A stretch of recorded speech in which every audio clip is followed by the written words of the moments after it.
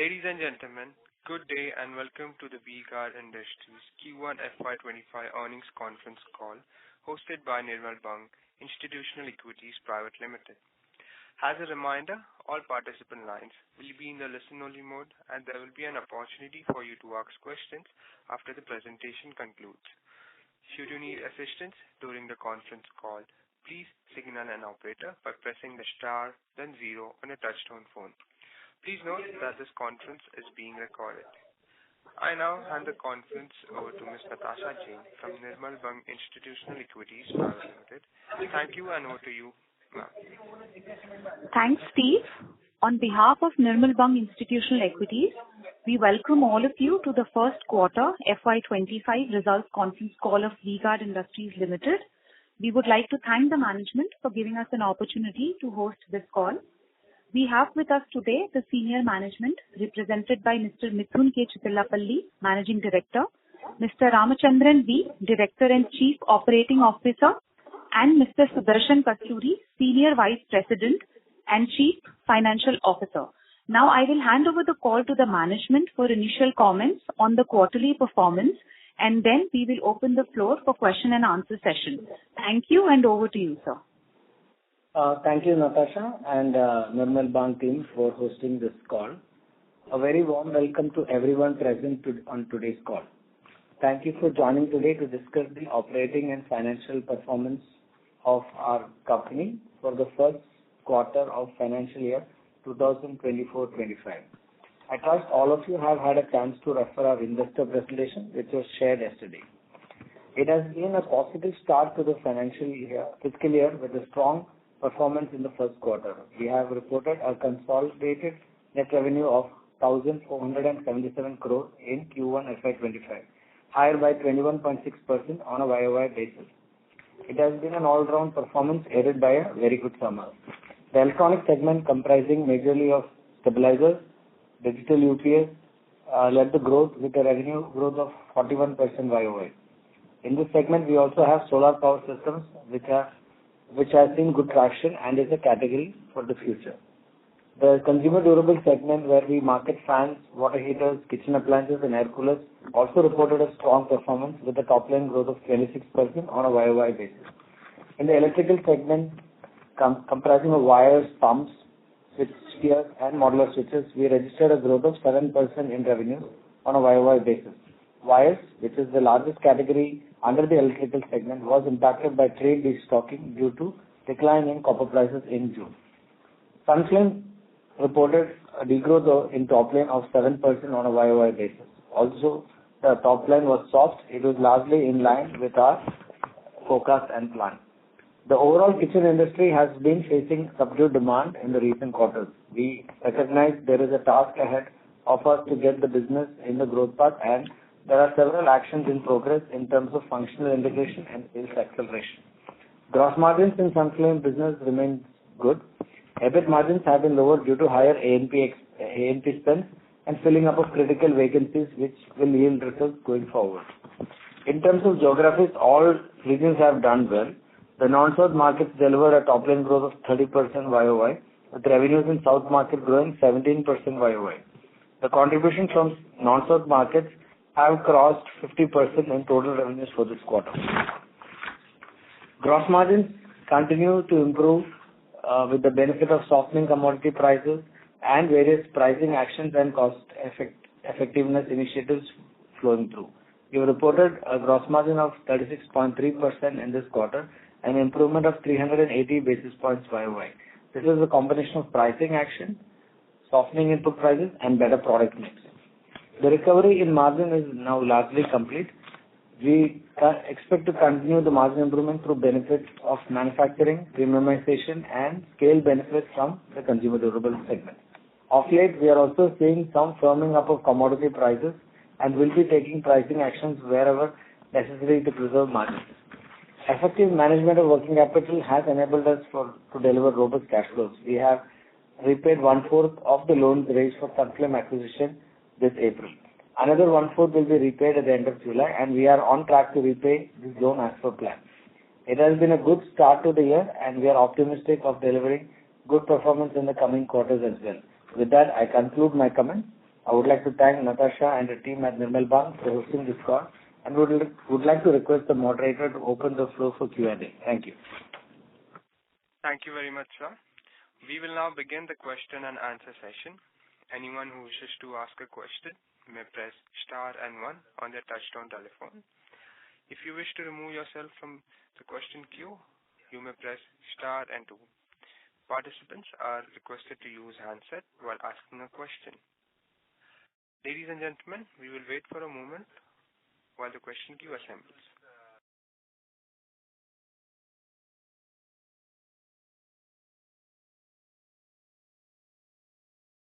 The first question is from the line of Natasha Jain from Nirmal Bang Institutional Equities. Please go ahead. Thank you. Firstly, congratulations on a good set of numbers. My first question is on the consumer durables segment. Firstly, can you call out the growth in fans particularly, and if there was any meaningful price hike?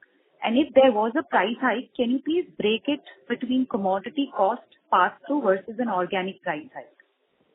Okay. First of all, we don't give out, product-wise numbers for various reasons. But we can say that the fans category has done reasonably well. Regarding price hikes, I'll ask Ram to comment. Ram? Yeah, sure, I will. See, on price hikes, I think price hikes have been taken and they are also ongoing because there has been some subsequent increase in prices of copper and aluminum. So price hikes are ongoing, including we wish to land some price hikes this month if it is possible. So it's ongoing. We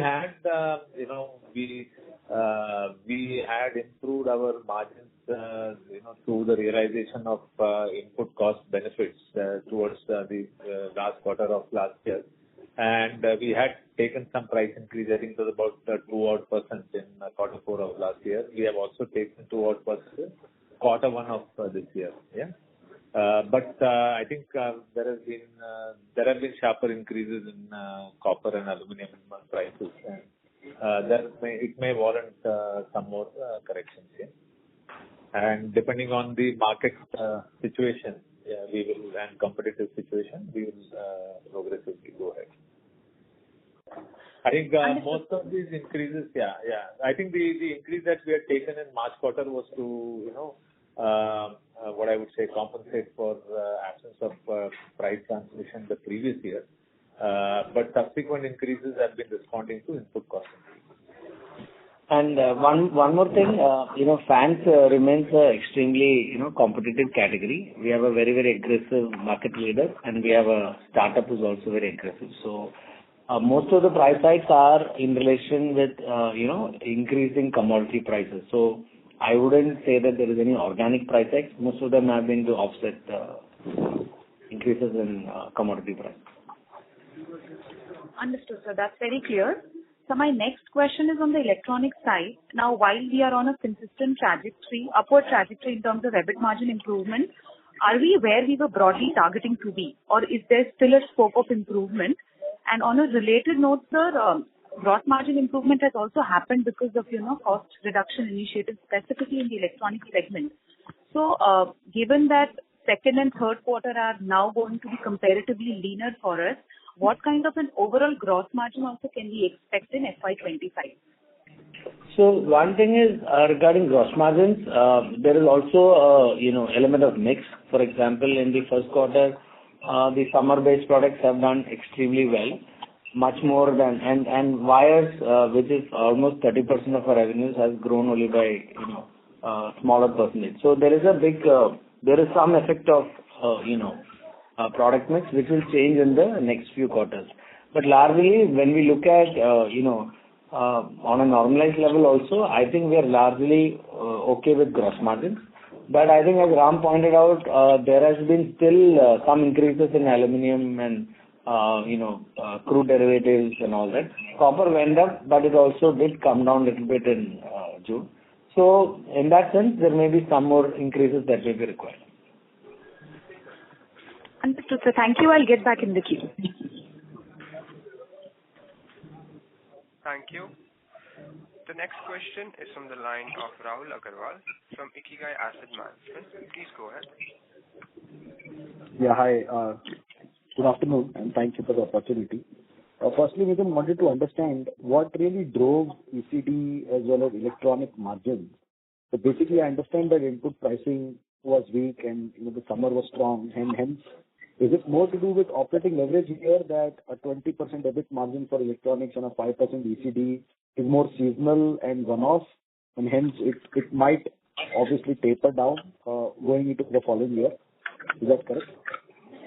See, if you look at the previous year also, the electronics margin was around 18%. So yes, so you can attribute that maybe 1 or 2% due to operating leverage.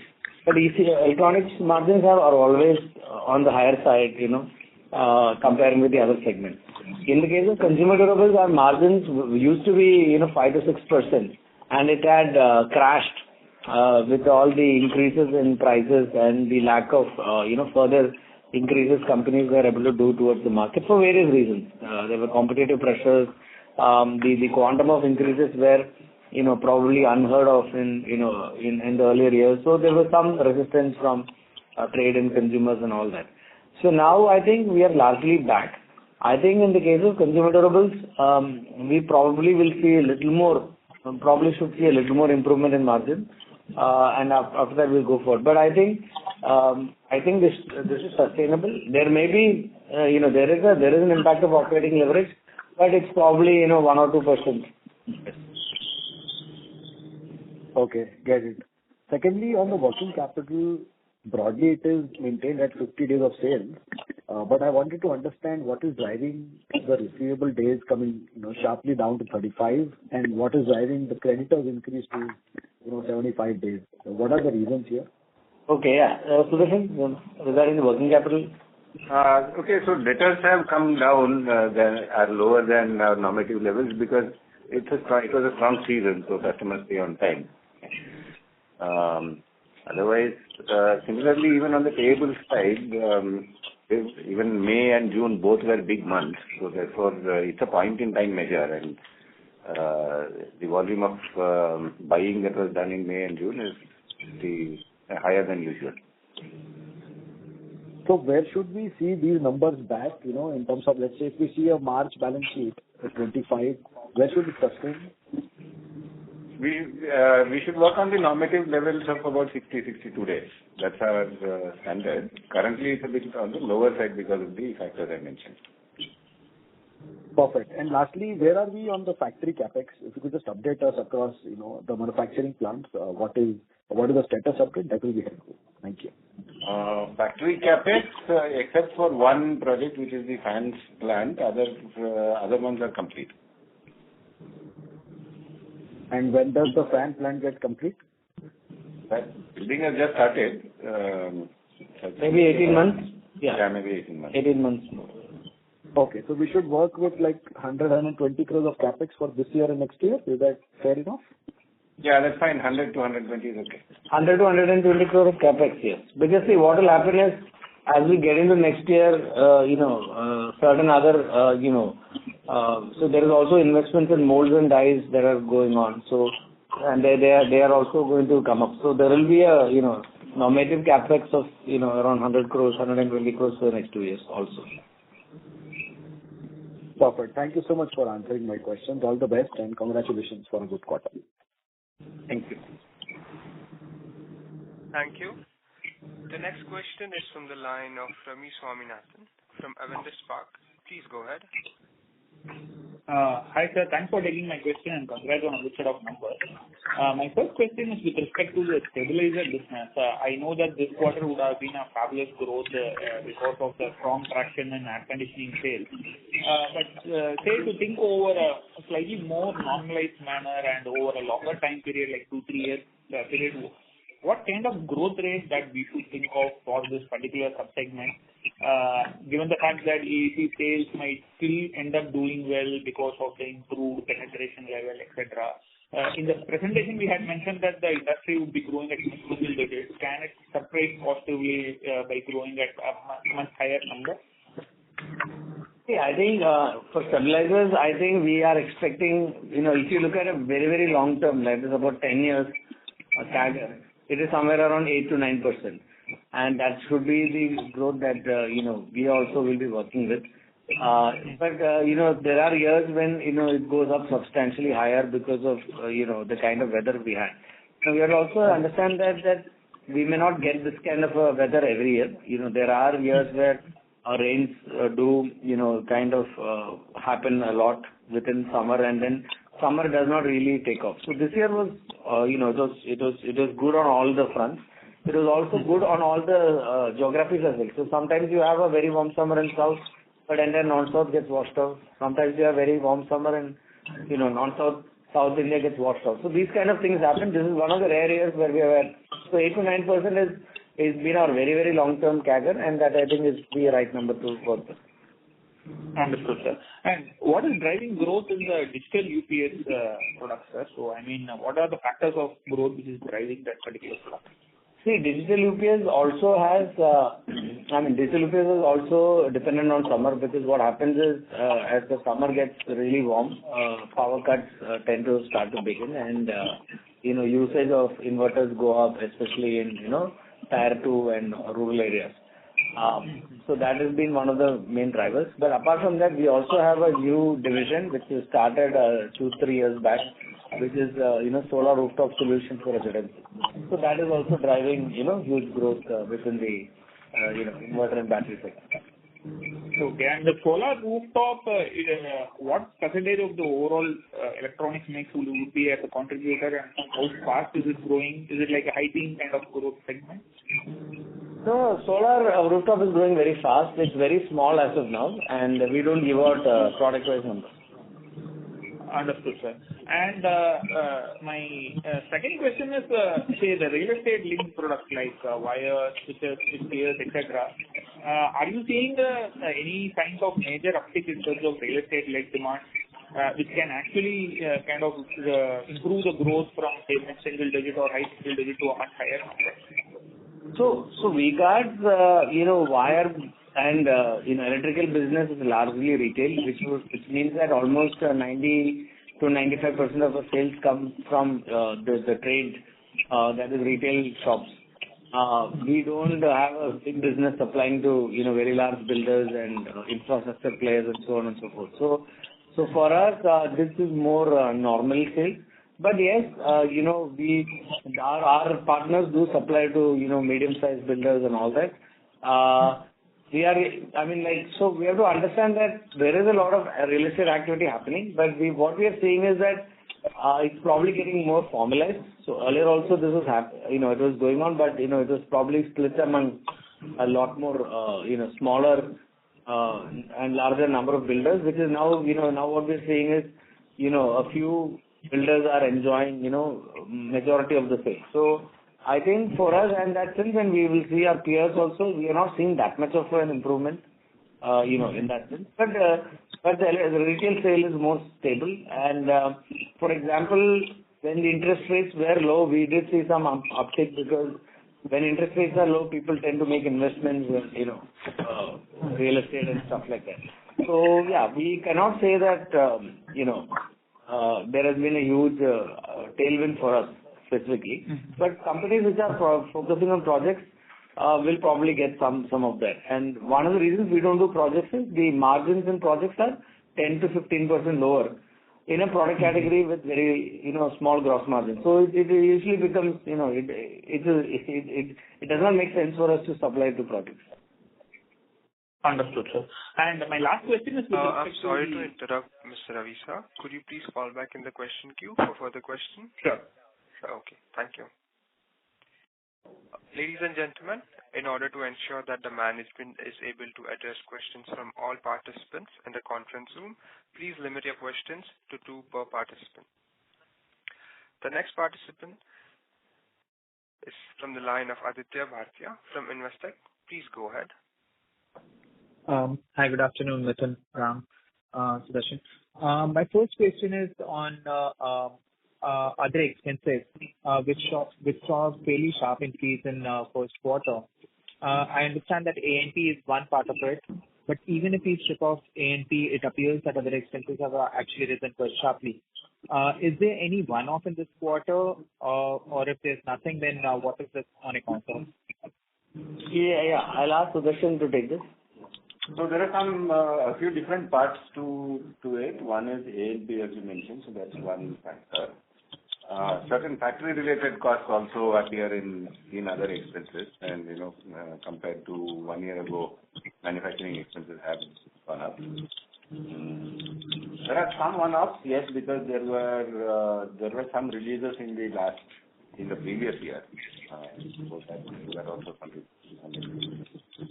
nothing unusual really. There's a big jump in freight and warranty, which is for this quarter because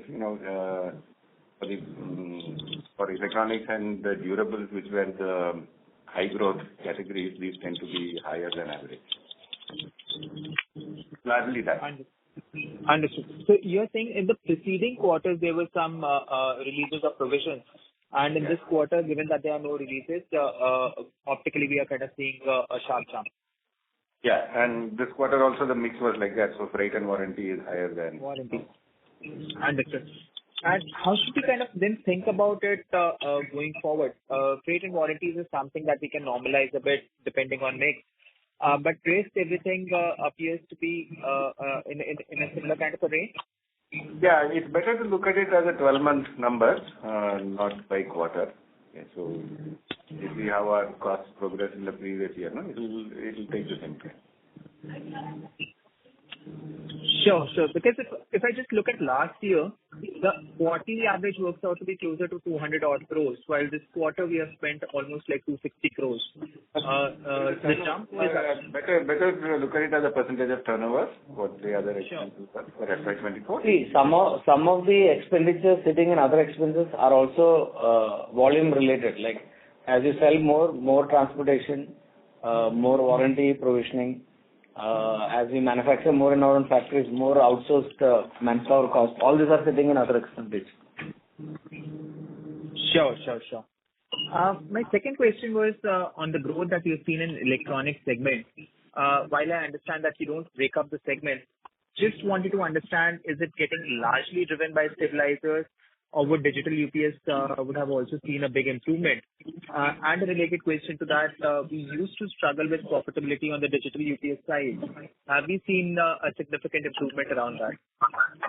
No, I think both have grown well. Like I mentioned, both stabilizers has grown well, and inverter battery has grown well. So it's not like it is one that is driving. Both of them have grown well. In terms of profit, you asked about profitability of digital UPS? Yeah. Okay, Ram, you want to take this regarding margin? Yeah, I think profitability has significantly. Digital UPS has two components: inverters and batteries. Inverter gross margin and profitability has significantly improved over time. With the investment that we made in manufacturing and having moved inverter manufacturing in house. What I would say is the battery margins, of course, continue to be under pressure. We have already taken action there in terms of setting up our own facility. I think the benefits from that probably should be visible towards later part of the year or maybe next year, to be more precise, right? So that's to give you a picture on inverter battery. Perfect. That's helpful, sir. Thank you so much. Thank you. The next question is from the line of Hardik Rawat from IIFL Securities. Please go ahead. Thanks for the opportunity and congratulations on a strong set of numbers. You mentioned in your earlier remarks that largely the price increases that you've taken in your fans portfolio was to transfer the increase in commodity prices. Would that be correct? Yeah, that would be correct. Like, see, pre 2020, we had a gross margin structure for fans, and it was completely destroyed after the Russia-Ukraine war and significant increases in aluminum and lack of increases done by the industry. There are two reasons. One is hyper competitiveness. Second is the kind of increases we had to do. It was not possible to do it in one shot. So the industry took 2-3 years to actually do this over time. And then Of course, prices also cooled off a little bit, in between. So yeah, it's largely to, accommodate the RM increases. So the price, there was a bit of pressure on the input prices as a result of change in the regulatory. Yeah, that also is there. Yes, correct. So I think there were two shocks. One was the shock given by the Russia-Ukraine war. The second shock was given by BEE, which meant that there was almost 7 to 10% price increases in the entry level products and maybe 5% increase in the premium level products. So this also largely meant that if you wanted to buy a branded product, it was getting too expensive for especially for a value conscious consumer. Got it. So could you please share with us the quantum of price increases you've taken in the category? So you're talking about from 2021. That is. No, not 2021. This quarter and in the last 3 months. So I think, as Ram mentioned earlier, we have taken around 2% in Q4 and another 2% in Q1. Okay. That helps. And lastly, with regards to the debt repayment that you mentioned, 1/4 by July, could you please repeat that, the debt repayment for the Sunflame, the loan that you've taken for the Sunflame acquisition? Yeah. Sudarshan, you want to take this? Regarding yeah. So we in April we repaid 1/4 of the term loans we had taken, and the quantum it's about 70 crores we repaid, and a similar amount will get repaid by end of this month. So. And for the entire year, FY25, we should expect the entire loan to be repaid, or? Yeah, that's what we are aiming to. Either by end of this year or by end of Q1 next year, we should have paid in full. All right, got it. Thank you so much. I'll get back in the queue. Thank you. The next question is from the line of Aniruddha Joshi from ICICI Securities. Please go ahead. Yeah, thanks for the opportunity. So just wanted to understand the stabilizers and UPS market. So is the market growth itself is so strong, or have we gained the market share? And with improving quality as well as quantity both for electricity in India, how do we model these? Because these are considered to be sunset categories in India. So, but we still see V-Guard continues to do extremely well in both the categories quarter after quarter. So how should we see from the, let's say, growth rating medium term for both the categories? And again, where is the usage? Means for air conditioner is one which I can understand, but apart from that, what are the other uses where these products are used? And if you can elaborate more on whether these products are getting used in urban markets, rural markets. Essentially, what is the TAM for these products? Yeah. I'll make a couple of comments and then I'll pass it on to Ram. I think, in 2008, it is almost 16 years back, when we went for an IPO, all the analysts told me that you will go out of business in 3 years. And now it's been 14 years or 16 years and we are still growing. So I don't have an answer for this. I can give you the same answer what I told them, that the mess in the power distribution system in India is very, very large. So they're sitting in Bombay and Delhi, you cannot assume that the entire country will have privatized clean power. So I think it's going to be very difficult because power is a state subject. There is politics involved. There is a union of the state electricity boards involved. There's all kinds of stuff happening. So it's going to be very difficult to, privatize power for the entire country. So what we are expecting is the larger cities will get privatized first and then it will move on. But even there, I think after a point, the central government has not been able to really push for, privatization of power, barring the, big metros in the country. This is my answer. This is my comment. And Ram, you want to take the rest of the question? I think what we have observed is, stabilizer usage continues to grow. Yeah.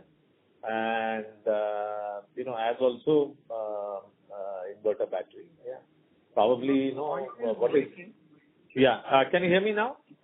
Yeah, now it's fine. Yeah.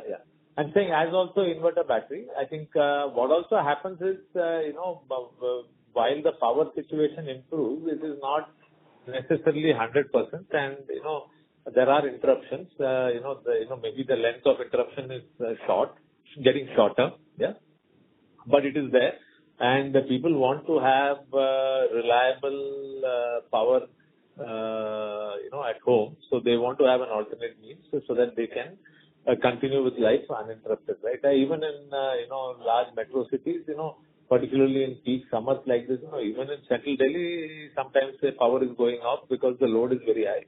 So load shedding continues to happen in larger cities also. So, but this is what we are observing, and this is why the category is going up. I think for inverter battery as a category, right? I think rooftop is also developing as a segment, and that is fast growing, with incentive and support from government. I think that, that's an area also which is going to be a significant driver of growth for that segment. Stabilizer, yes, as Mithun already said, you will have a good year or a bad year. Once in 4 years, we've always witnessed a very strong summer, and we find then that, on a CAGR basis, we end up at a long-term growth when we look at a 4 to 5 year average, which is no different from what it was, 5 to 10 years back. So we still continue to believe that, 8 to 9% growth, long-term growth will come on a 4 or 5 year cycle. Maybe some years, it will be like 6-7%, and some years it will be like 12-13%, right? 11-12%, yeah. Okay. Sure, sir. Understood. And just last question, in terms of kitchen appliances as well as Sunflame, the kitchen appliances under V-Guard brand itself. So I guess overall this portfolio, is the restructuring largely over, and should we see revival in growth rates, let's say from H2 onwards, or do you think that some amount of restructuring of the portfolio as well as the slowdown in the market may continue for some more period of time? Yeah, that's from my side. Thanks for the questions. Yeah, Ram, you want to take this? Yeah. So I think you must have seen some results have already started to come out in the kitchen space, right? So I think the kitchen demand continues to be under stress, and it's been now I think almost 7 quarters that we are continuously witnessing a stress in this segment. Yeah. So I think that's the first observation. At our end on the V-Guard side, we had invested in setting up our own manufacturing facility. The main challenge with V-Guard was to improve the competitiveness of the V-Guard offering. And to that end, we had set up a facility in Vapi. The facility has come up, and it is still maturing. And I think by October or November, I think we should start to get output at in line with what we need, so that we are able to derive 100% of output from that factory. Yeah? I think once we have our own manufacturing facility, that also besides supply competitiveness, it is also giving us a lot of flexibility to improve our offerings in the market, right, in terms of the competitive value proposition. So I think this is fundamentally going to be the main piece that is going to drive our business. And towards that end, we are already seeing traction in some of the categories like e-commerce, where we, in anticipation of what I would say the manufacturing facility coming up, right? We have tried to be competitive with our offerings. So I think we are seeing good and encouraging traction. So I do believe that with the facility in full stream by around November or December, and with some newer launches that are coming, I think the V-Guard kitchen business should start to do well. Yeah. Regarding the Sunflame business, no, I think it was in Q1 last year that progressively we could assemble our team, right, to manage Sunflame. Although Q4 was when we did the transaction, but Q1 was when actually we could put the management team on board in Sunflame. I think we are now the team is about 3 quarters into the company. I think they have settled down well. they have a clear idea of how to play and how to win. Yeah. There is still work happening in terms of developing a long-term strategy for Sunflame, and that's going to take another 3 to 6 months, right? I think the GT markets are doing better for Sunflame compared to organized retail, where Sunflame is looking to leverage the V-Guard business system. This process is taking a bit of time, but I think, for example, e-commerce and even organized trade, I think from the coming quarter, I think our systems should be able to better support the requirement of Sunflame. Yeah. So I think that's broadly to give you an idea on Sunflame. I think the fundamentals are strong and positive. Margins are intact. Yeah. Growth is a challenge for the industry and for Sunflame, and the growth levers are yet to get pressed, right? And that's why you're not seeing the result coming in, because there is preparatory work which has been happening at our end to facilitate the scale up of Sunflame business, right, through the leveraging the V-Guard infrastructure and business system. Oh, sure, sir. Very helpful. Many thanks. Thank you. Thank you. The next question is from the line of Achal Lohade from Nuvama. Please go ahead. Yeah, good evening, gentlemen. Thank you for the opportunity. Congratulations for the great set of numbers. Sir, yeah, just wanted to clarify. You said the summer season was good, but ex of summer season, would you be able to quantify, if the growth was in single digit, double digit? Because I think wires you said very slow growth, and so is kitchen you said things are under pressure. So if you could just clarify non-summer product, how the momentum was in fourth quarter and how it is playing out in first quarter. So Achal, I think it's slightly difficult to do that because yes, definitely summer. So I think if you look at Q4 and Q1, we definitely got a few percentage points boost in sales because of summer. I'm very sure about that. So let's see. I think it's going to be very difficult to say that if summer was not good, what would have been. So I think the way you have to look at it is like this. So if you look at last 4 years, we have been struggling in the electronics category. Our CAGR was very low. Stabilizer was not, the growth rates were in low single digits. And now it has caught up to the long-term CAGR of 8 to 9% or 10%. So I think one has to look at it like that rather than saying that extra summer what would have been the grade. One more thing to notice is a lot of our channel which sells consumer durables, especially kitchen, is the same channel, the same distributor and same retailers which sell stabilizers and air conditioners. So when you have this kind of a summer, the working capital deployment of retailers and distributors will move to the summer categories and the others will get sidelined, and that's been a phenomenon that we see every time. So that is also there, as an added, reason for some of the slowness in the non-summer categories. Right. Sorry, maybe I wasn't that clear.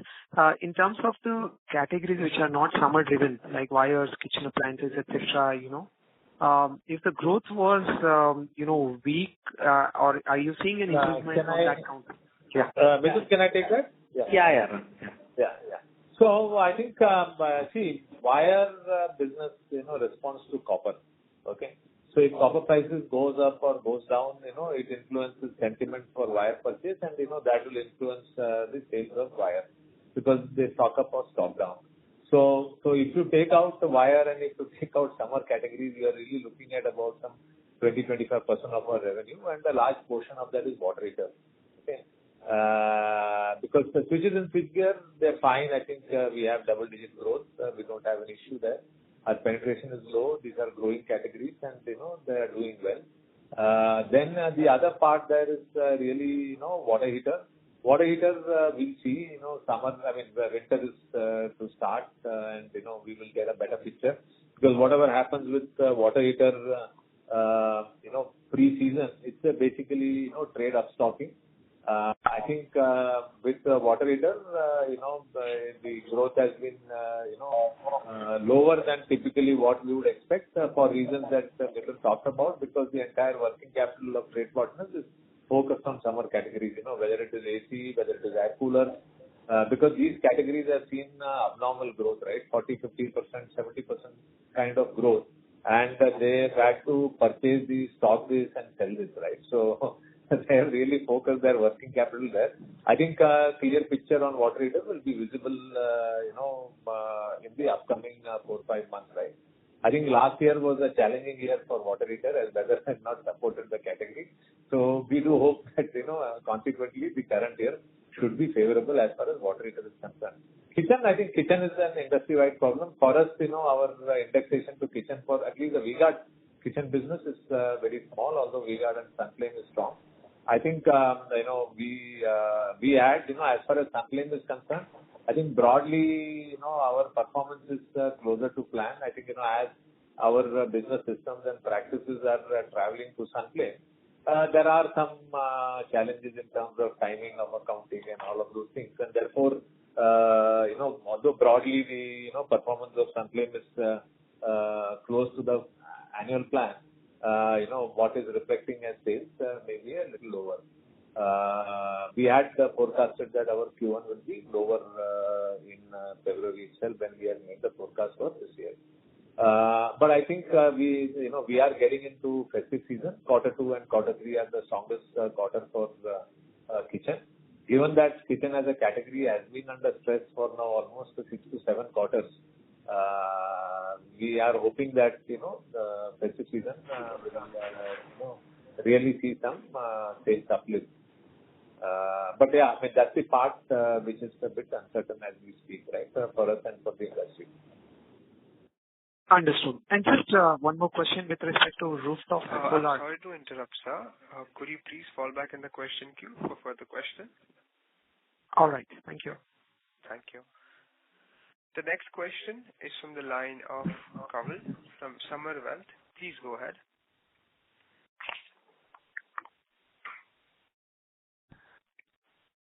Hello, Mr. Kawal, your line has been unmuted. Please go ahead with your question.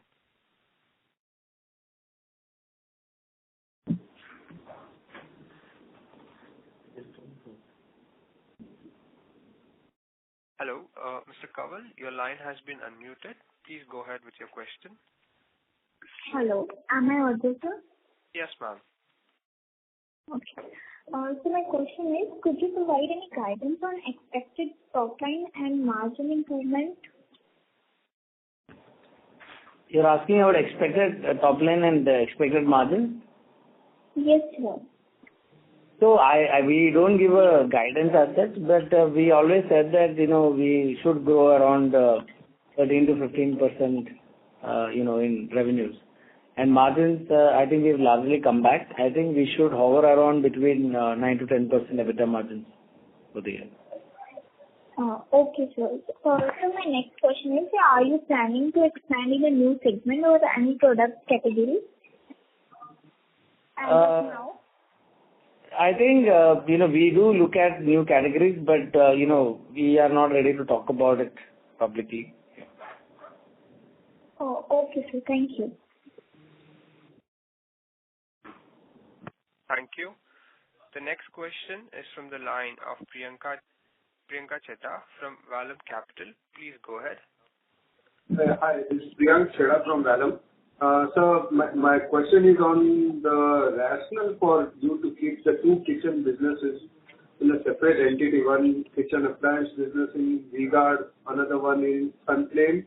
And when you are investing further into the kitchen appliance in V-Guard, while Sunflame is operating at 50% utilization. So how do we see these two businesses under the same parent group operating in a two different companies? Okay, got it. Ram, you want to take this? Yeah. I think two things. I think firstly, when we set up manufacturing capacity in Vapi, okay, this project had commenced even before the Sunflame transaction could be firmed up, right? And the transaction process is always uncertain, and after waiting for a long time, we could wait no more, and so we decided to go ahead and make the investment in the interest of growing our kitchen business. This is the first part. Secondly, the 65-70% of the output of Vapi plant is basically going to be towards the mixer grinder, for which the capacity is not existing in Sunflame. Yeah, so I think this factory should be able to produce, will be producing a mixer grinder for V-Guard, and should in the future, right, also be able to support the mixer grinder and the food processor requirement of Sunflame. So I think that's as far as our investment separately in these two places are concerned, right? The Sunflame plant, has been operating, in festival period at least, close to full capacity utilization. Recently, we have reorganized the manufacturing layout and the manufacturing system to increase the capacity in Sunflame factories to support the future growth. Yeah. So that's on the manufacturing side. On the strategy side, I think, we are going to, retain both the businesses. Today, the V-Guard kitchen portfolio is, approximately 200 odd crores annual, maybe a bit more this year. And Sunflame is, of course, expected to do about 350 crores, right? So 325 to 350 crores. Yeah? So I think the businesses are significant. We are in the course of, doing we are engaged in a consulting engagement to, deliver a long-term strategy for the V-Guard play in the kitchen business, right? And how the two brands will coexist and how they will operate, right?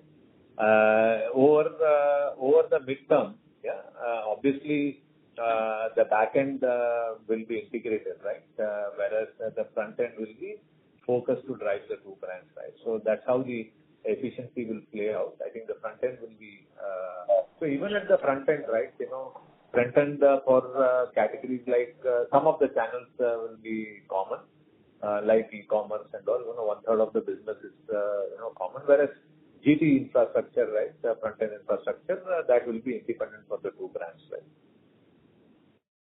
So perfect, I get that. Then on a broader kitchen appliances stuff, you did mention that the category is under a threat for multiple quarters now. Can you specify any particular categories? Kitchen appliance as a segment is very broad. Any particular categories which you would like to call out, which are working well, and any particular categories which are yet under threat, which you don't see any green shoots? Yeah, look, we may not be significant player in every part of the kitchen portfolio, but from my understanding, certainly gas stove, mixer grinder, induction cooktop, till last quarter, hoods was doing well, but I understand even hoods, kitchen hoods have, and hobs have come under stress. This is what I understand. Yeah?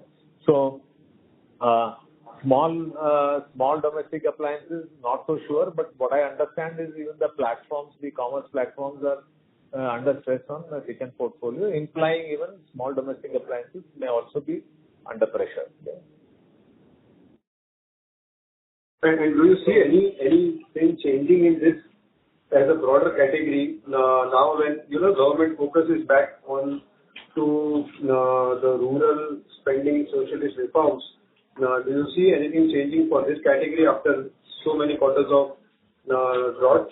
I think that there may be two factors, right? So one is I think I think people spend a lot of time at home during COVID period, right? And while most categories compressed this COVID period, I think kitchen as a category did exceedingly well. Yeah, and it's quite possible that this has been one factor which is contributive. As the category came out of COVID, I think the pressure has come down, right? That the consumer demand has come down. The other thing is, typically, when you look at the overall consumer durable space, right? The most widely penetrated category is kitchen, right? Because you take a product category like, gas stove or, you look at a mixer grinder. These are highly penetrated categories, right? Maybe hoods and built-in is still sitting with, premium, with, let's say, higher income households, right? So it's quite possible that, during the COVID phase and, the post-COVID phase, the household balance sheets have come down, right? And, they've been under stress, and particularly for, I would say, middle class and lower middle class, the stress may have been, aggressive, and it's quite possible that, the households are busy repairing their balance sheet, and, they are only making essential replacements, right? And also, and that's reflected in the, consumption data also, right? I think, yes, there are some positive signs. I think monsoon is extremely favorable. This year monsoon progress it's been on time and it's progressing well, and that should augur well for the rural markets, right? That's one part of it. I think the other part of it is also, right, the budget has talked about a lot of bringing a lot of focus on developing the farm and agri sector. I think, that's a very, very, positive and promising thing, right? That kind of focus is seen after some time, and it's probably responding to the challenges and stress that, this sector is facing. I think this will have positive implication on the midterm, right? Midterm demand, over a 3 to 5 year horizon. So I think these are favorable factors. I think the fiscal deficit is also forecasted to be lower, right? And that should probably keep, inflation on the lower side, and which might, be a positive for consumption. So this is how it's playing out. And so I think, yes, when you look at a midterm horizon, things are looking good, right? Things are looking better for consumption, and hopefully it should reflect in kitchen categories, demand. And just on the competitive pressures, you can comment within this kitchen. No problem. Could you please fall back in the question queue? No problem. Thank you. Thank you. The next question is from the line of Natasha Jain from Nirmal Bang Institutional Equities. Please go ahead. Yeah, thank you for the follow-up. Sir, if Mithun sir can address my question, I had recently concluded exhaustive channel checks pan-India, and the feedback I got from the ground was, while products for V-Guard is probably one of the best in terms of quality, we do lack in terms of visibility, especially as we move from down south to northern India. So can you throw some light as to what is our advertisement strategy? Are we doing anything specific in terms of addressing the western and northern market?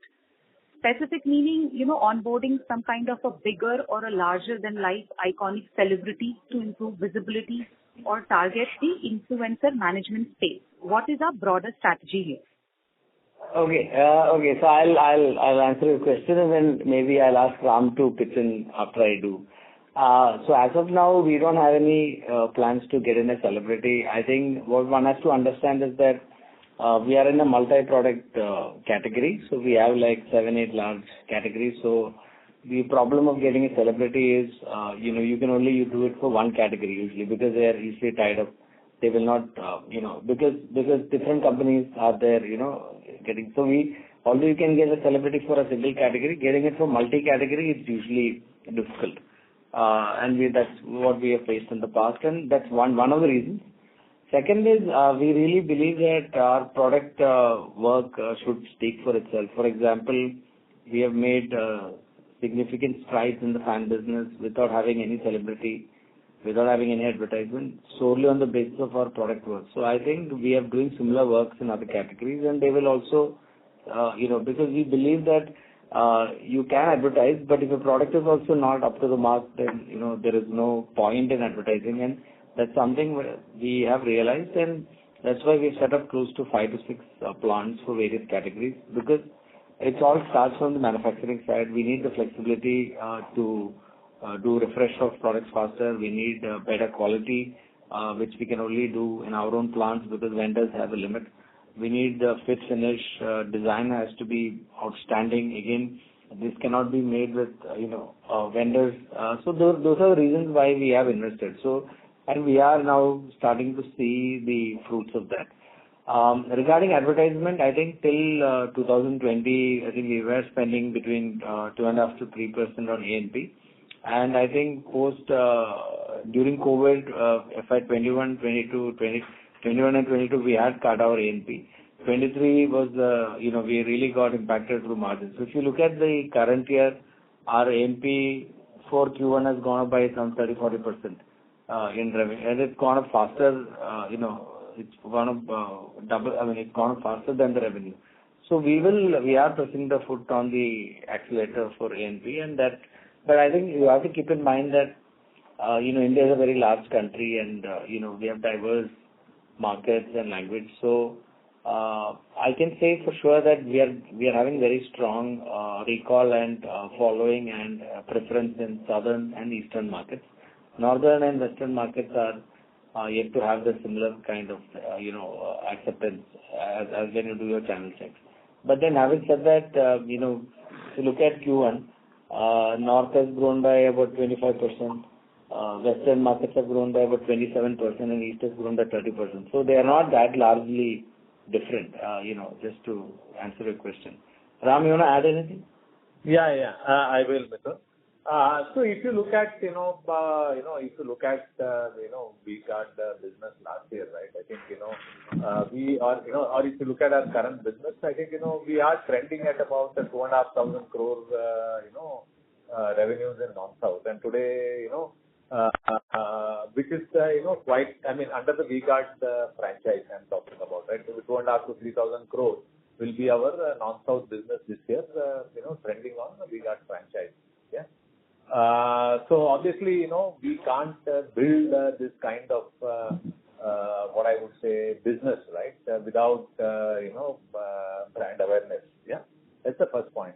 I think, yes, I think, when people talk about brand awareness, right, people talk basically about top of mind recall, right? Top of mind recall is, so that, people instantaneously say, yes, I know this brand, right? So you're really talking about top of mind recall. Okay. I'm sure, aided recall will be good. So the problem with top of mind recall is it takes time to build. So let me just go back, right? If you go back to our non-South business, it's not more than 15 years old. Yeah. And if you really look at our, presence in non-South, considering that, we have staggered our, entries into different markets, at a state level or even at a district level. And if you also look at the fact that we have staggered our entry across different categories, broadly, we are a 7-8-year-old brand in most markets, right? In some markets, we are 2-3 years old. Some markets, we are 10-12 years old, right? Depending on, that's our, actually, the breadth and depth of our presence, it's not actually 15 years also. It's like 7 to 8-year-old brand. And now, for that size, our awareness is quite decent, right? But we lack top of mind recall. Top of mind recall building, right? It really takes time. Of course, you can get a good celebrity and, you can pump it up, right?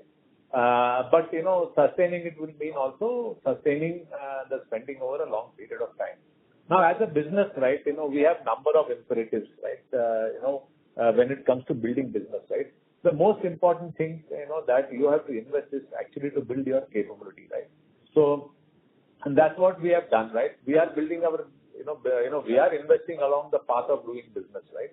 We are investing to strengthen our quality. We are investing to strengthen our, what I would say, fit and finish. We are, as Mithun talked about, right? The investment we are actually making very deep investments.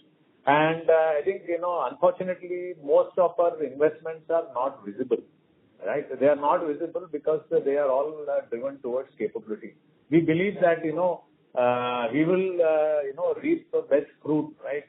When, we are really capable and equipped so that, when we invest in significantly in advertising, we are able to reap the fruits of it, right?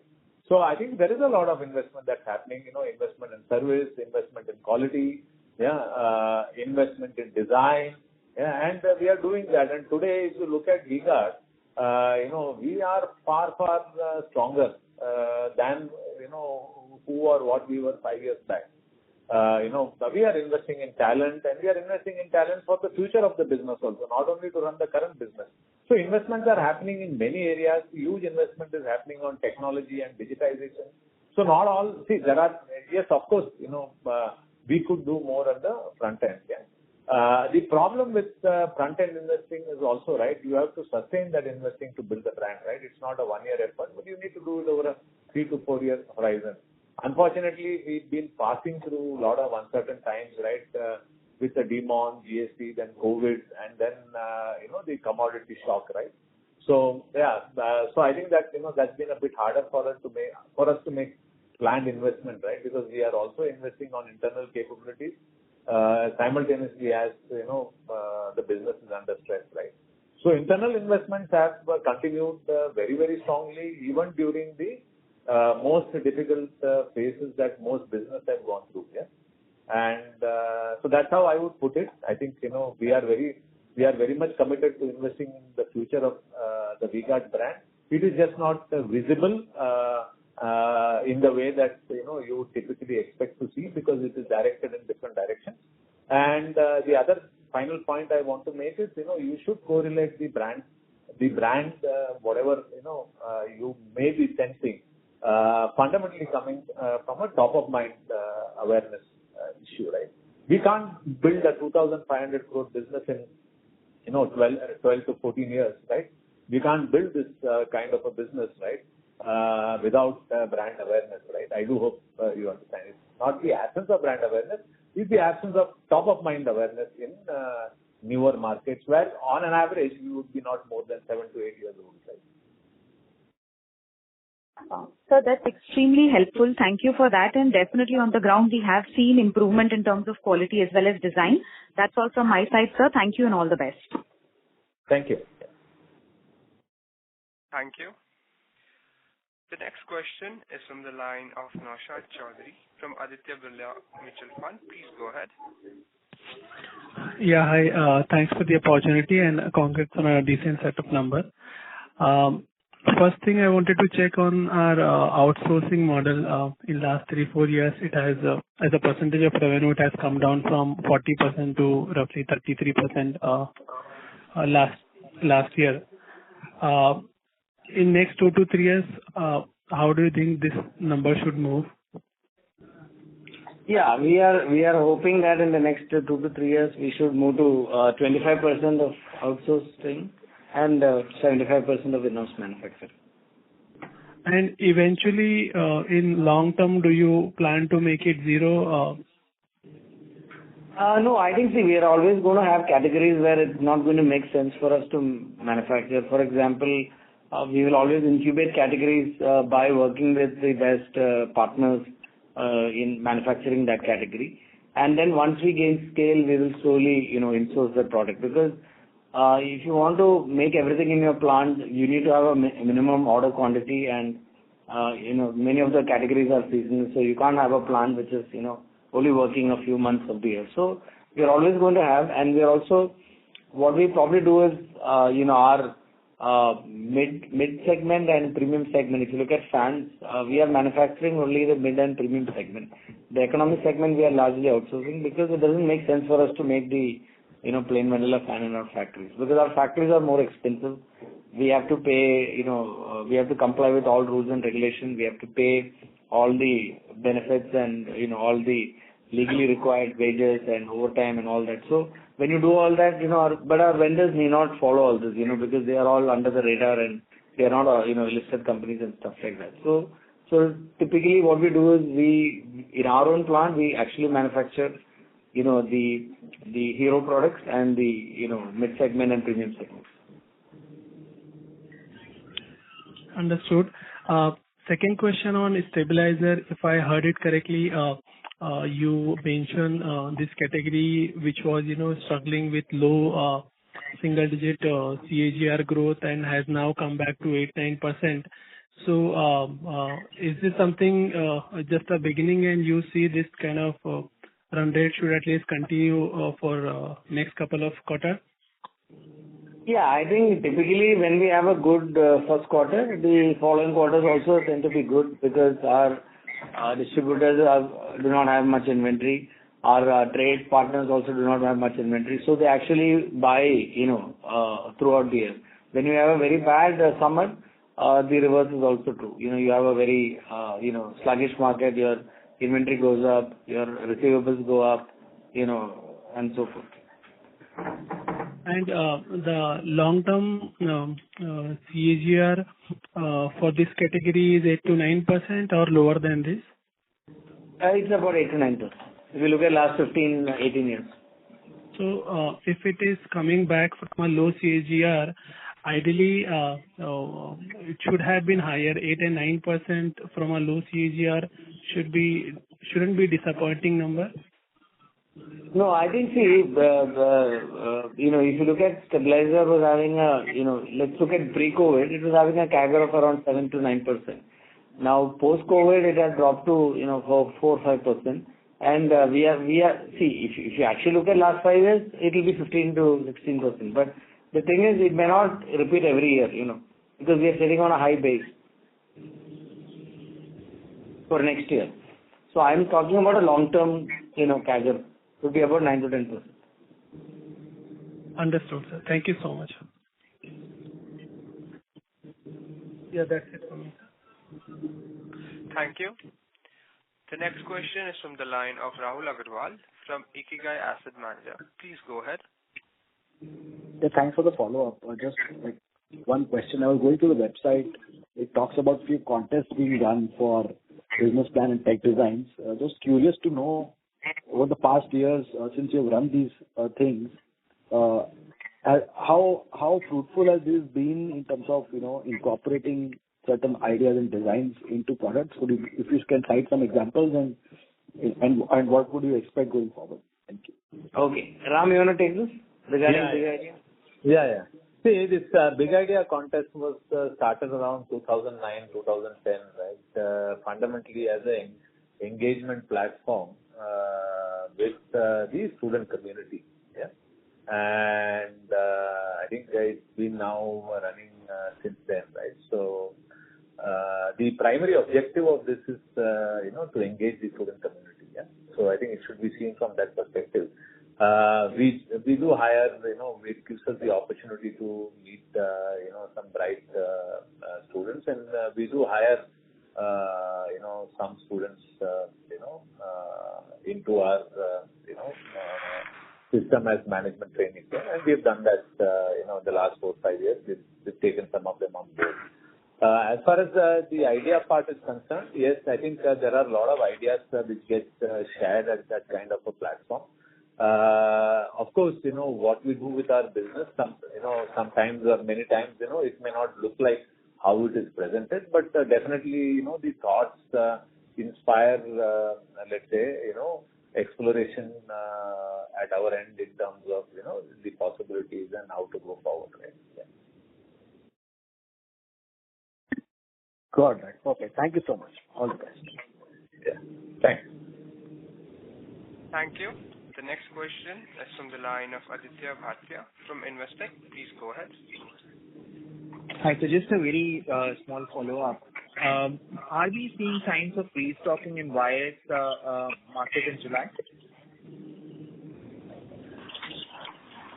See, I think we don't like to talk about an ongoing quarter, but I'll just say that, today also I think copper had, corrected by about 2-3% or something like that. So I think the typical behavior is the trade will try to see if we have reached a bottom. So unless we have, sustained 2-3% increases in copper prices happening over a few weeks, restocking does not start.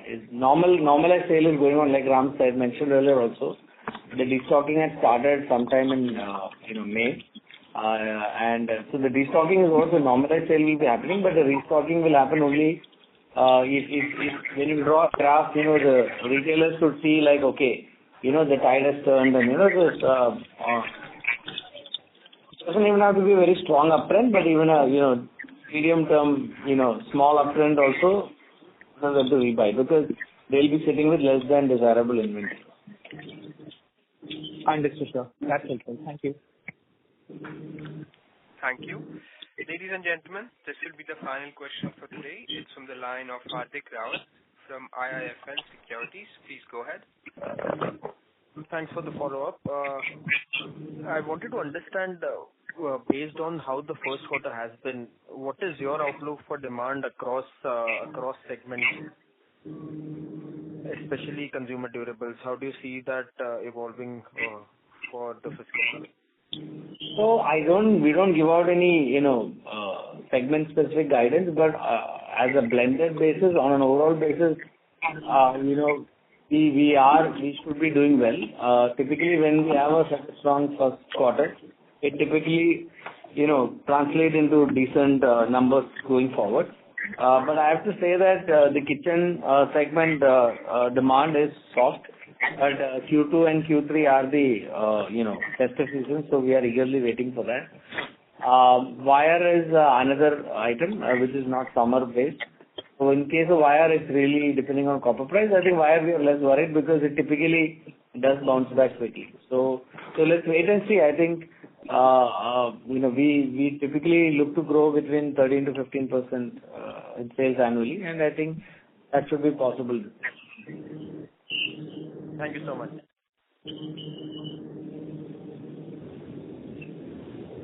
Hello, Mr. Hardik. Does that answer your question? Yes, that does. Thank you so much. Thank you. Ladies and gentlemen, that was the last question for today's conference call. I would now like to hand the conference over to Ms. Natasha Jain for the closing comments. Thank you, Steve. I will request the management to give their final remarks. Thank you, Natasha and Nirmal Bang, for hosting this call, and thank you all for your patient listening. Thank you so much, sir. This concludes the conference. We thank all the participants, and you may disconnect your line now. Thank you.